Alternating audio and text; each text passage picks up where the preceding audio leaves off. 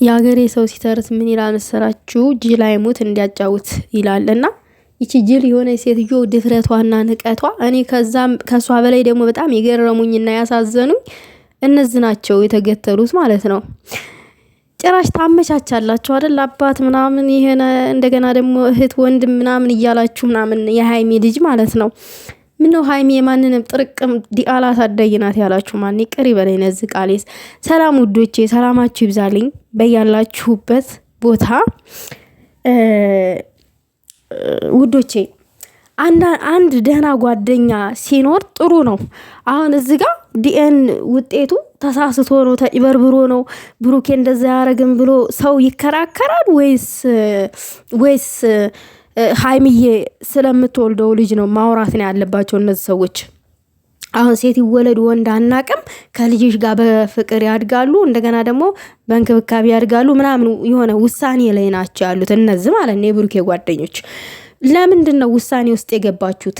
ማለት እናንተ ጓደኛችሁን እንደ ልክስክስ እንደዛ አይነት ዝሙት እንደሚሰራ አድርጋችሁ ነው የምትስሉት ወይንስ ምንድነው እያላችሁ ያላችሁት? እናንተ ብትሉም እኛ ግን አንለውም። እኛ በዛ አይን አንስለውም ብሩኬን፣ በዛ አስተሳሰብ እኛ አናስበውምም። ይችን በእንጨትም ቸክ ያረጋ አይነካትም ጭራሽ ማለት ነው። በእንጨት ራሱ አይነካትም አይደለም እዛ አቅፎ ሊያደረሷን ማለት ነው። ግን እናንተ በጣም ታሳፍራላችሁ በዚህ ልክ ማለት ነው።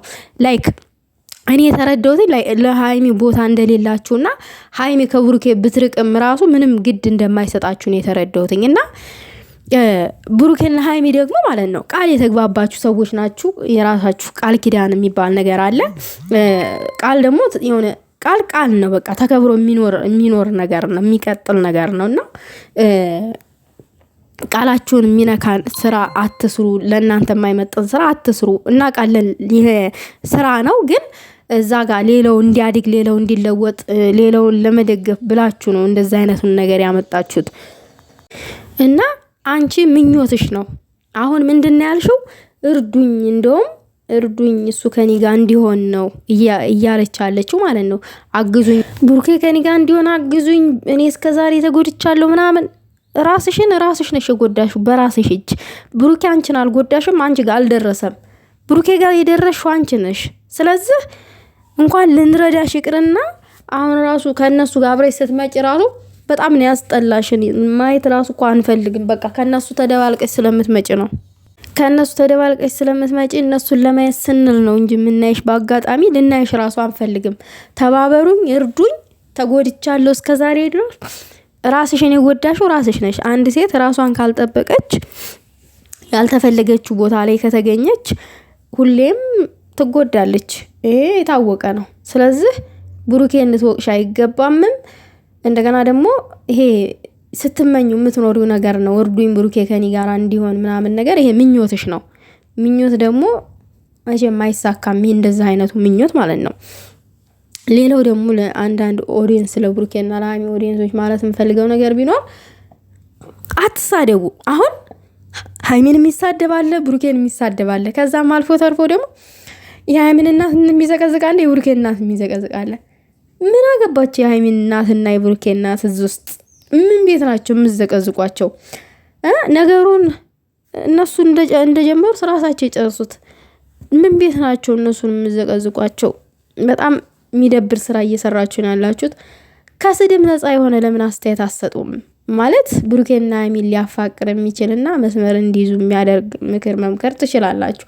ፎቶ ስለዘቀዘቃችሁ ብሩኬ መስመር አይዝም፣ ሃይሚ መስመር አትዝም። ገባችሁ? እንደውም ነገሩ እየተባባሰ ነው የሚቀጥለው። እናንተ ግን ሰውን ለማሸነፍ ወይንም የሆነን ሰው ለማናደድ ምናምን ብላችሁ ፎቶ ነው ቤተሰብ ጋር ሄዳችሁ ቤተሰብ ነው የምዘቀዝቁት። ምን ያስብላል መሰላችሁ? ይሄ ሁሉ ጊዜ እነዛ አይበስሉም ፋራ ናችሁ ምናምን ይሏችኋል፣ ይስቁባችኋል። እነዚህ ቡታጅራ ዩቲዩበሮች ሙድ ነው የሚይዙባችሁ። ሁሌ ሙድ አይያዝባችሁ። መቤቴን ንቁ እንዴ! ማንም ሰው ሙድ እንዲይዝባችሁ እድል አትስጡ። እንደዛ የምታረጉት እኮ ብሩኬን ወዳችሁ ሊሆን ይችላል፣ ለይታችሁ ሃይሚን ለብቻ ለይታችሁ ወዳችሁ ሊሆን ይችላል። እንደዛ አይደለም ሊሆን የሚችለው። ሃይሚና ብሩኬ መቼም ቢሆን አንድ አካል ናቸው። ሁለቱንም በአንድ አይን ነው ማየት ያለባችሁ። አትገነጣጥሉ። ስትገነጣጥሏቸው ነው መስመር የማይዙት። ነገሩ መስመር የማይዘው በቃ ሁሌ ክፍተት እየተፈጠረ ያ ክፍተት እንደሆነ የሚቀጥለው ማለት ነውና እናንተ ናችሁ እንደውም እነዚህ ልጆች አንድ ልታደርጓቸው ልታፋቅሯቸው ሞር የምትችሉት ማለት ነው። እና አንቺኛዋ ጋጠ ወጥ እንግዲህ መቼም አታገኙም ብሩኬን፣ መቼም ከአንቺ ጋር አይሆንም።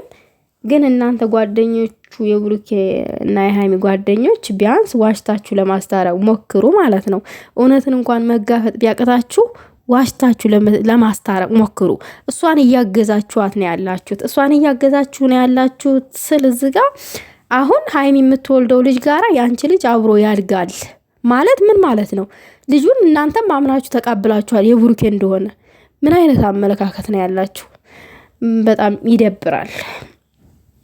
ሃይሚ አሁን ይህንን ስትሰማ ስታያችሁ ስትመለከታችሁ በጣም ትቀየማለ። ያው አታወራም እንጂ እና የሚደብር ስራ አትስሩ።